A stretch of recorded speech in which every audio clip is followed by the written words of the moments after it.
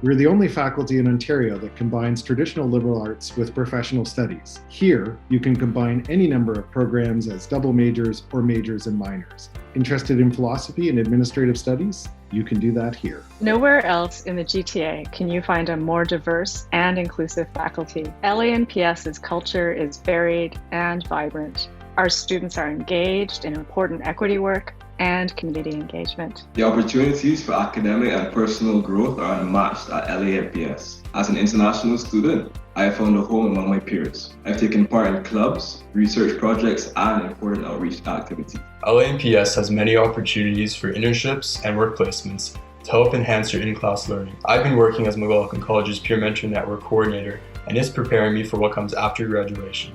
Our faculty is at the forefront of institutional change.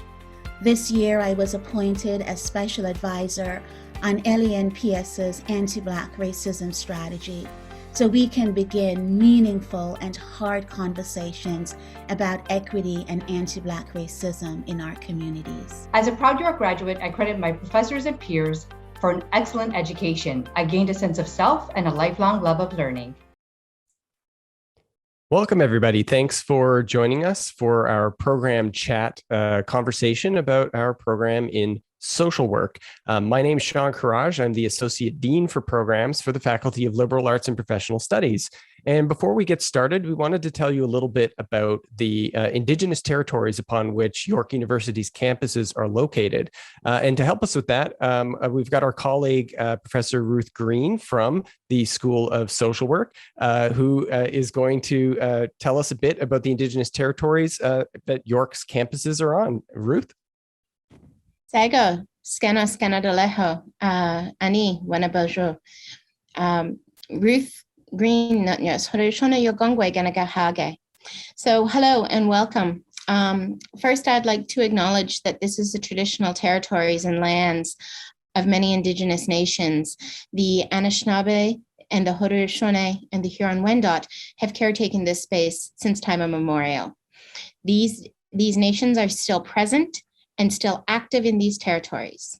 In my introduction to you, I identified myself as a Haudenosaunee person from the Ganagahage, or the Mohawk Nation. This territory is subject to the Dish with One Spoon Wampum Belt Covenant, and an agreement to peaceably share and care for this territory. We all have a responsibility to understand this wampum and care for the land and our engagement with that space. So Nyawa and welcome. Thanks, Ruth. So we're here today to learn about the undergraduate program in social work at York University. And Ruth is here to tell us more about that program for those of you who are interested in applying and learning a little bit more about what joining the social work program might be like for undergraduate students. So I'll turn things over to you, Ruth. Thank you so much, Sean. So I'm the undergrad program director, which means that my job and my role here is to support undergraduate students as they enter and progress through their degrees. Our program is recognized as one of the most progressive and socially responsive social work programs in Canada. We combine critical theories and practical experience in classroom and in social work settings. My friend Maxine will later tell you about program progression. However, in this program, we have community-based learning research practices, racial and colonial discourses about social work. We have a lot of conversations on diversity, inclusion, belonging. We support international social work, social welfare and human services, of course, Indigenous social work, sexuality, race and ethnicity, and social justice. The program is very geared to an understanding of social justice and responses to structural responses to struggles and community-based problems within the social structures of our society. There are many career options that are available to students as they complete their BSW, everything from grassroots organizing to addictions counseling, career counseling, community development, family mediators, lawyer, entering into legal professions, entering into teachers college, and mental health supports, social workers in schools and other structured spaces.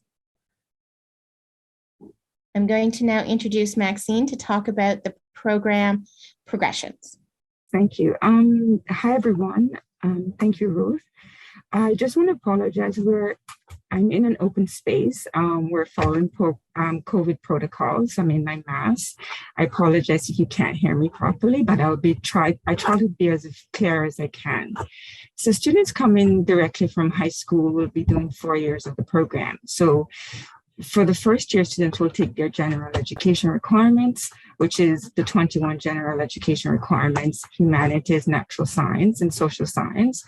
The program has the labs or the university have specific courses that can be used as approved gen eds, and students will take those courses with the social work 1011. That's in their first year.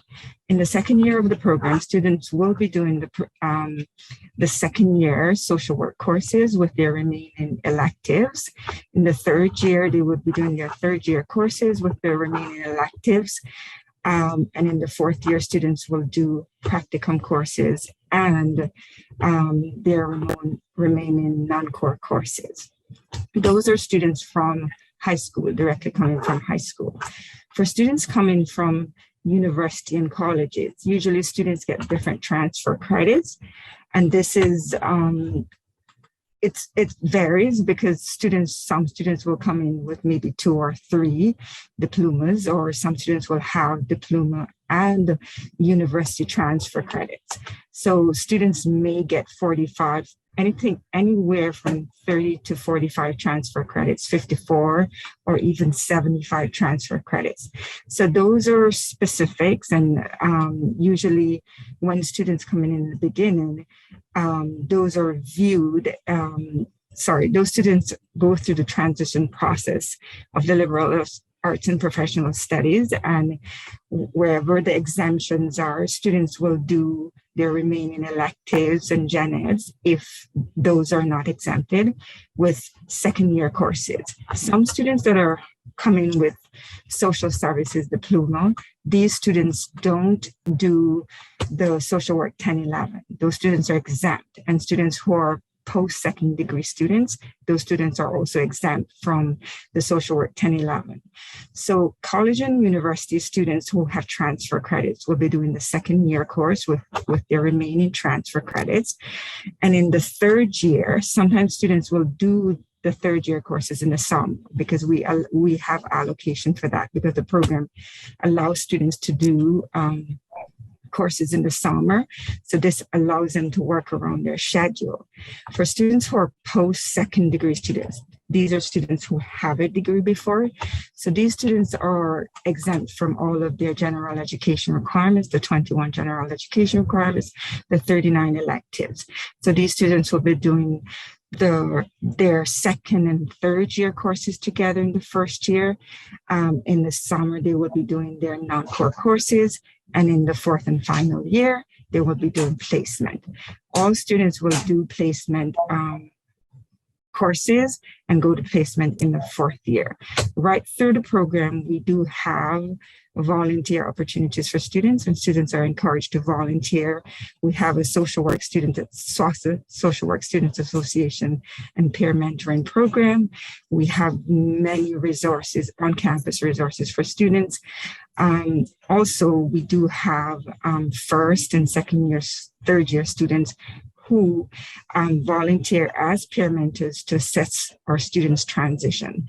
One of the main thing, or I would say one of the advantageous things that we do for our students is to make sure they have a full transition in the beginning. So they go to the liberal arts and professional studies advising office. They're prepped on specific courses they're supposed to be taking. Then we also provide program support. There is a transition and development first year for our students, and we follow through with students to make sure they're successful. Thank you, Maxine. One of the things that I find I say regularly is just ask Maxine. Maxine will know, because Maxine is a wealth of information, and this program does not run without her support. Maxine is so used to the structure of our program that she used course codes. And I want to acknowledge the fact that straight from high school students will be taking in their first year an introduction to critical social work. Then in their second year, the mandatory courses that students would take is a full year course called Identity, Diversity, and Anti-Discriminatory Practice. They also take half-year courses, one which is social justice work with groups, communities, and social movements, where they learn how to engage in different levels of community social work. Also, in the winter of their second year, all students take an Indigenous understanding to social work theory and practice. In their second or third year, they take a communications course where they learn how to, through dyads, through partnership work, they learn how to use communication skills in social work. There's also social work practice classes and social work research classes and policy understandings in their third year. Then in the fourth year, they go into their practicum as Maxine listed, but there's also study in spaces of what the social welfare state is and how power organizations and bureaucracies work. Also, we have many social work-based electives that look at the different segments of social work. So social work with child welfare, social work with mental health, with SOGI, sexual orientation and gender identity understandings, and different spaces that can tailor somebody's degree into the program that they would like. So those electives are very important in the third and fourth year. Right, and I'll just follow up on that, Ruth, as well, just to, they're called non-core courses, and students usually take them based on the specific area they want to continue in, I would say, MSW programs or career path. So say, for example, you're a student who wants to work with children, you would be taking child welfare, you would be doing the family and social work, as well as addictions and mental health that's surrounding family. So our fourth year courses are geared toward the career path. So you're correct in understanding that. So students we have a variety of courses that from international social work, social advocacy, various courses. So students can decide, and students do get to pick in their fourth year which specialized courses that they want to do to tailor their career path or grad school. Thanks, Ruth and Maxine. I wanted to ask a few questions about the social work program, get a little bit more detail about what a student's experience might be like. Ruth, I wonder if you could tell me a bit about the professors in the program. For students who might be coming straight from high school, this will be the first time that they're taking classes with a professor. What's a professor like? What are your colleagues like? Are they approachable? Do students have the opportunity to connect with professors in the program? So in our program, we have very small class sizes, except for the 10-11 course, which is that critical or introduction to critical social work. So most of our classes are taught by individuals that they'll get to know your names. They'll get to know who you are. We're a very diverse faculty. As I identified, I am currently the only Indigenous colleague on our faculty, but we have faculty from many different spaces and places. We have colleagues that come with research and lived experiences in refugee and immigration, within people who have worked within child welfare, people who have done work around trans communities and identify as trans within our faculty spaces. We have conversations regularly around gender and sexual orientation, around racism and white supremacy in different spaces of disrupting those conversations. It's a very diverse faculty that I would say want to see a new breed of social work, that want to engage in social work that is critical and disruptive to the ideas of savior, and want to have those hard conversations in spaces and places where we can advance our society. Yeah, it's professors who do work like at the forefront of kind of the new frontiers of social work. And I know that many of your colleagues also have experience as practitioners in social work, because of course, this is a professional program. I wondered if you could tell us a little bit about what that means for students in the program. What does a professional program mean? So a professional program means that when you leave our undergraduate program, you do a 4-year program, and it's an honors program where you get a BSW, a Bachelor of Social Work. That is an accredited degree through the Canadian Association for Social Work Educators. And so we are a program that has accreditation standards, meaning that we are required to ensure our curriculum is in line, not the same, in line with other social work programs across the country. Our school is evaluated by the Canadian Association for Social Work Educators every 4 to 8 years to ensure that we are advancing and engaging in contemporary, current education practices and curriculum. So our curriculum is based on a critical pedagogy. Yeah, and I think the interesting thing about a bachelor's of social work program is I think it enables students to head into the various career paths that you might go into as a social worker, but it's also a bachelor's degree, which enables students to go into other career paths like law and education, as you would with a Bachelor of Arts degree, for example, or a Bachelor of Science. Could you tell us a bit about the practicum? Do you know about where students do that practicum, what kind of experience they get out of it? Absolutely. The practicum can be it's very well supported, and finding your practicum placement is not something that students do, but are supported by the school to do. We have coordinators that help students find practicums that fit how they want to finish their undergraduate education. Students will participate in different areas of social work. So we have students doing social work at small organizations and agencies that serve underserved communities. We have people who do their placements with political parties and within MP's office or MPP's offices. We have people who do their placements with child welfare, with agencies that support disability services, immigration and settlement services. There's a plethora of spaces. We have hundreds of placement opportunities due to the fact of the size of our school, that we keep refreshing and engaging new areas of social work practice so that students can find practicums that fit their desires. Yeah, it's a great example of a program that brings theory into practice. Students are learning, the cutting edge of new critical theory and thinking in the field of social work, and then they actually get to go do it, and it's built into the program, which I think is really exciting. One last question then about the first year experience. You've got this introductory course, Introduction to Critical Social Work. Can you tell us a little bit more about the course? What do students do in this course? How does it prepare them for the remaining parts of the degree? Absolutely. So this is a very unique course in our program. It's the only course in which one of my colleagues, Chris Chapman, they teach a 1-hour lecture, or pre and post lecture is what they're doing right now.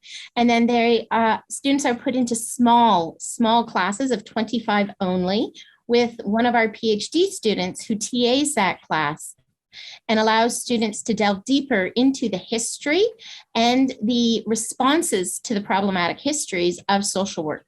So it's an introduction to how we can reconceptualize social work as a profession that is critically based and structurally engaging. Well, thanks so much for telling us about the social work program today. It sounds like a really exciting program. And of course, I'm excited for students to have the opportunity to apply and take this program. Thank you so much, Sean. Thanks for watching this video about our program in social work. If you've got any questions, you can reach out to us at goyork@yorku.ca. And of course, follow us on social media on Twitter and Instagram at YorkU Labs. You can also reach out directly to the School of Social Work at LAPS, SOWK @yorku.ca.